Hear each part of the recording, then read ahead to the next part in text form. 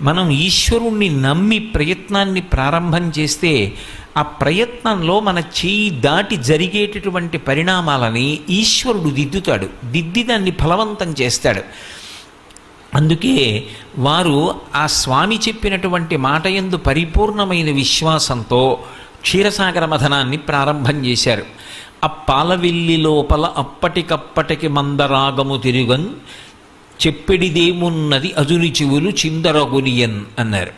ఆ మందర పర్వతాన్ని పాలసముద్రంలోకి దించి వాసుకుని చుట్టి ఆ క్షీరసాగర మథనం చేస్తుంటే వచ్చినటువంటి చప్పుట్ట ఎంత భయంకరంగా ఉందంటే ఆఖరికి సమాధి స్థితిలో ఉండి సృష్టి చేసేటటువంటి చతుర్ముఖ బ్రహ్మగారి చెవులు కూడా గింగురుమన్నాయిట. బ్రహ్మాండమంతా కూడా చర్ చస్ అనేటటువంటి చప్పుళ్లతో నిండిపోయింది. మొట్టమొదట హాలాహలం వచ్చింది. ఆ హాలాహలాన్ని పరమేశ్వరుడు పుచ్చుకున్నాడు. హాలాహలం తర్వాత ఒక్కొక్కటి దివ్యమైనటువంటి వస్తువులు ఉత్పాదనమయ్యాయి. ఒక్కొక్క దాన్ని ఒక్కొక్కరు పంచుకున్నారు. మనం ఈశ్వరుడు